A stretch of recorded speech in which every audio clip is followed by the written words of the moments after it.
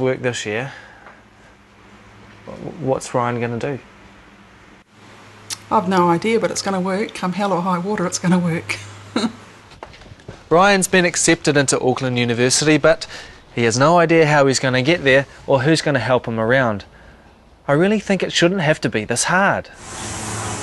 This is the School of Geography, Geology and Environmental Science. A bit of a mouthful, we cope with it.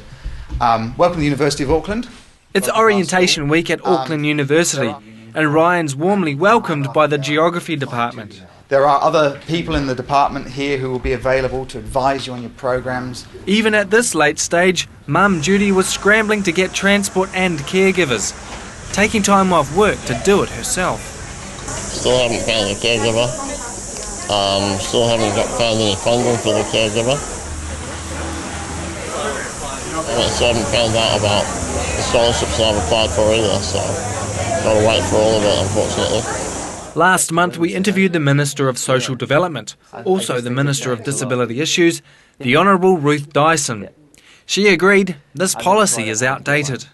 There's a big frustration with the fact that they have to stay at school till they're 21 to get that automatic cutover, and that's the next item on my list of things to do to get that, what I think is quite archaic idea, off our agenda. On Monday, the day after our first Attitude Special on transition, good news, the government have changed the rules. Very high needs OARS students get to keep their funding if they choose to leave school after the age of 16 and intend to further their studies. This change in policy may be a bit late for Gina, as university's already started. I have got the intellect to be able to study, and I can't. The only barrier holding me back is my support.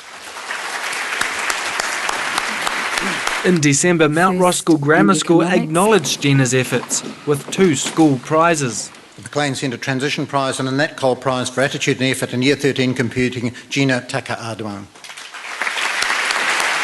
But she returned to school last month because she didn't want to face the funding dramas Ryan's been going through. Gina's had to do 7th form 3 times, simply because, till now, the regulations had insisted she stay at school until she was 21. While all of these things are out of Gina's control, she is taking steps to transition in areas she can control, like moving out of home. Hey Gina. Hey, Kenneth. How long have you been living here for? About 8 weeks. 8 weeks? Well, you better show me around, eh? Sure, Kenneth. Unlike most girls her age, Gina has little choice of who she'll live with and few housing options. My flatmate sitting at the table. But the positive in her story is that Gina has been supported in her quest for independence. She's out flatting and loves it. It's probably given me the most independence I've ever had in my life. What choices are you able to make now that you've gone flatting? Well, there's heaps of things. I can basically do what I like. Which is? I can go out, come home when I like. I can have people over for dinner. I can ring people. All sorts of things. Get up to a lot of mischief. So do you miss home? I don't at all. This is the smile of a young girl who wakes up every morning thrilled at the thought of going to work.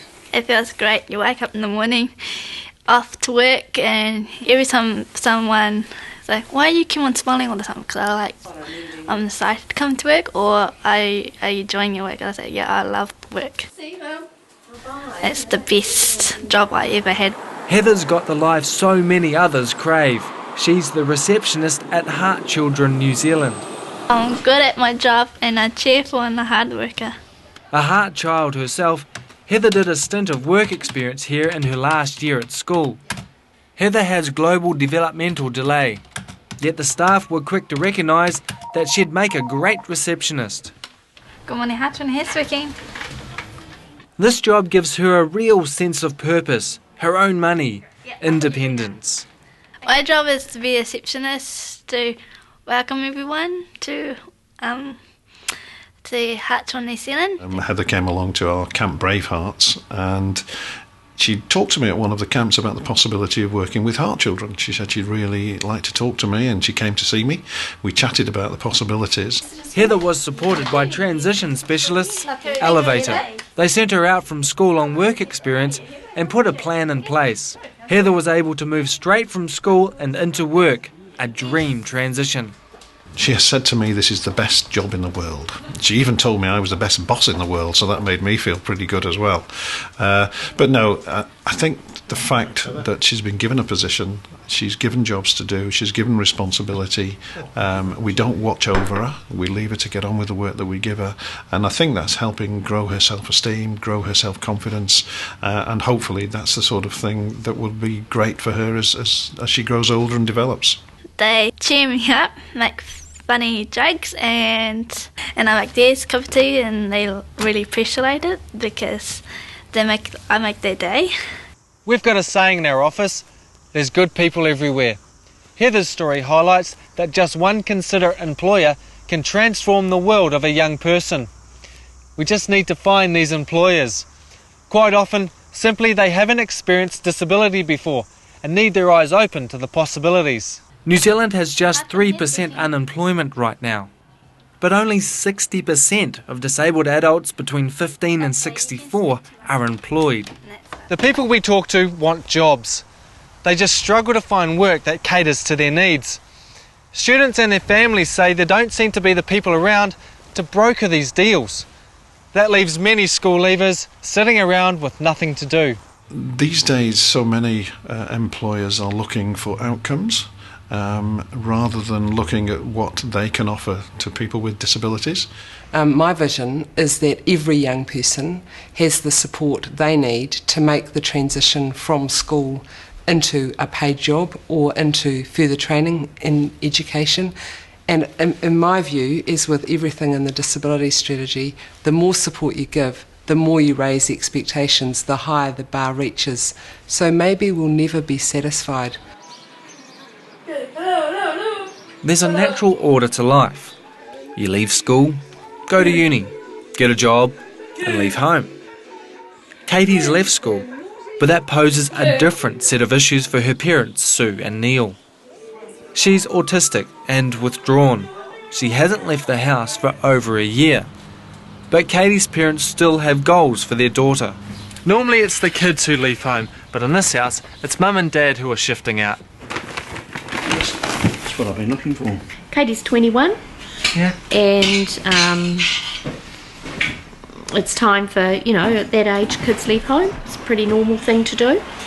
And we made a conscious choice quite a long time ago that we didn't want Katie to move into a disability group home, and so we decided that perhaps she could stay and we'd leave.